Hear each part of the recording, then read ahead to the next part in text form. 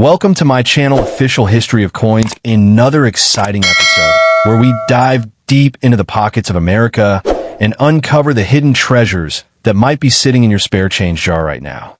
First up, let's talk about a coin that was born from a great idea, but faced a rocky road right from the start. We're focusing on a specific piece of American history, the 1979 SusanBAnthonyDollar.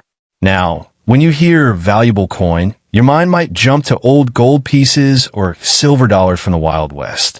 But this unassuming, silvery-looking coin, often confused with a quarter, has a tale that is uniquely American. It was a coin designed for convenience, minted in massive numbers, yet it was rejected by the very public it was meant to serve. But here is where it gets interesting for us treasure hunters. Sometimes, the coins that failed in circulation become the ones that succeed spectacularly in the collector's market. So, is your 1979 Anthony Dollar a simple dollar coin? Or could it be a ticket to a surprising payday? Stick with me, because the answer might just blow your mind. To understand the value, we have to go back to the late 1970s. The United States was looking to save money by replacing the bulky Eisenhower dollar with a smaller, more efficient coin. After much debate in Congress and a powerful push from women's groups, it was decided that this new coin would honor Susan B. Anthony, a pivotal figure in the women's suffrage movement. This was historic.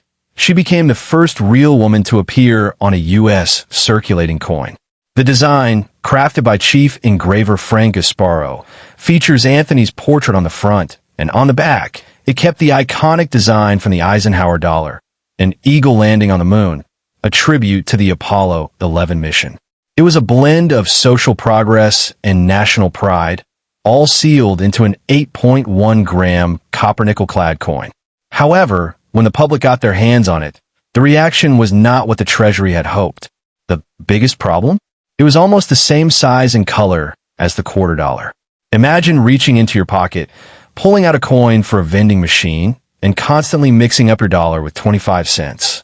It was frustrating, and the coin was quickly nicknamed the Carter Quarter as a sign of disrespect. The public rejected it so strongly that production was halted after just 3 years in 1981. But here is the first secret to its potential value.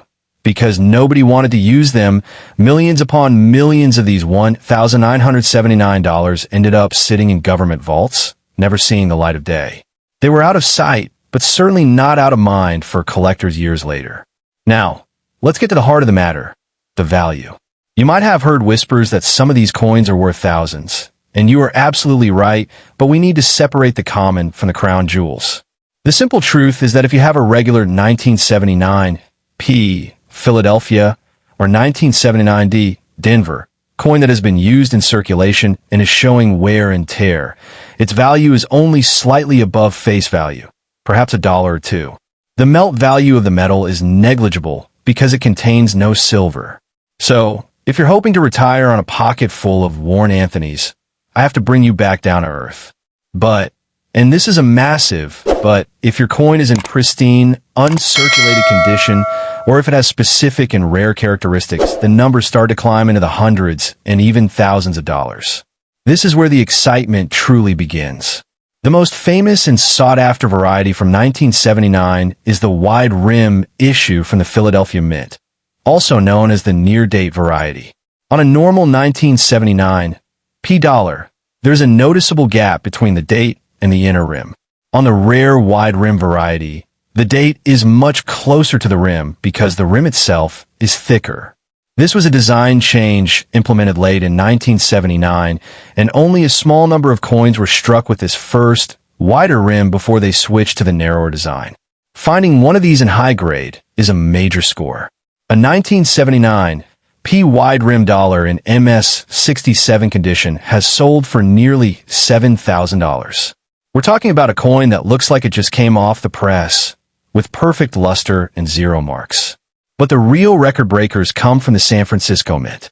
The 1979 S coins were primarily made as proofs, which are special coins with a mirror-like finish made for collectors. However, there's also a rare business strike 1979 S that somehow made it into circulation. The value here is all about perfection.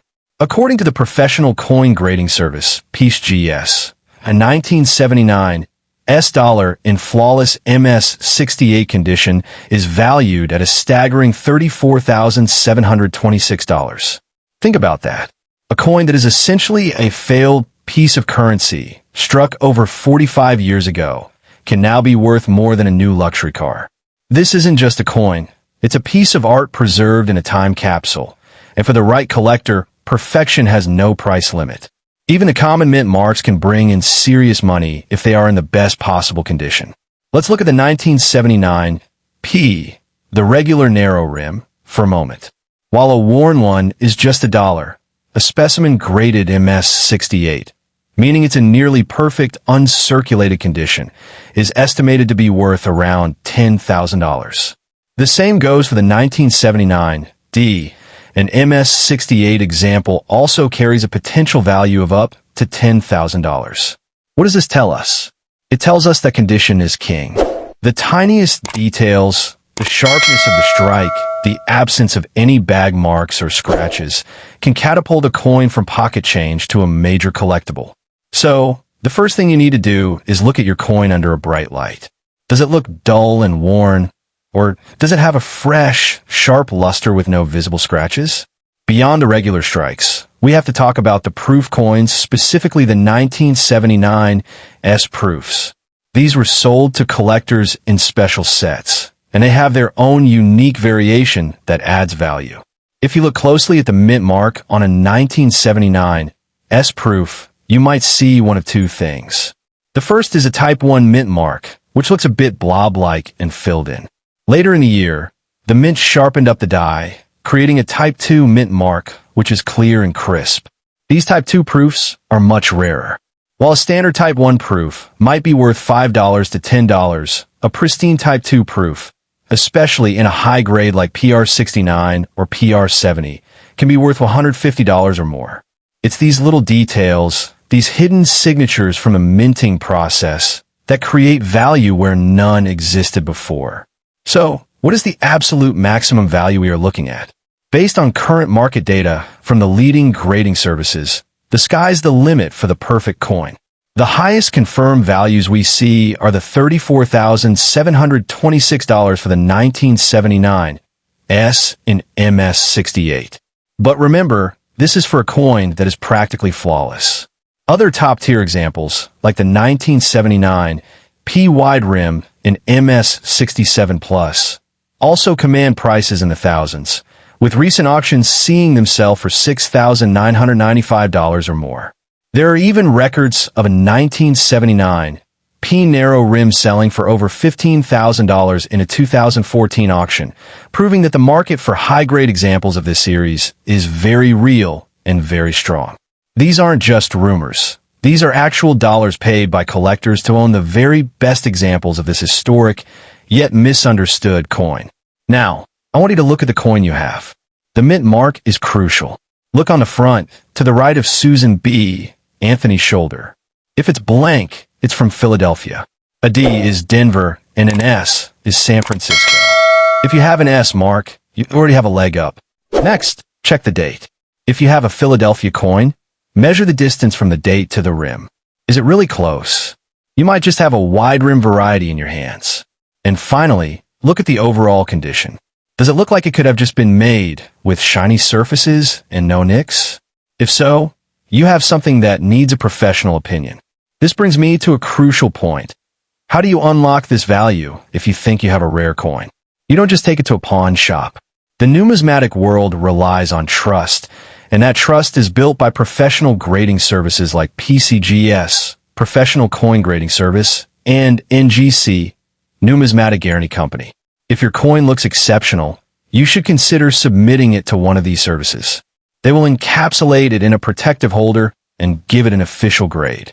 A coin in a PCGS or NGC holder with a high grade like MS67 is worth a fraction of what a raw, ungraded coin is worth. It's the difference between selling a potential masterpiece and selling a certified masterpiece.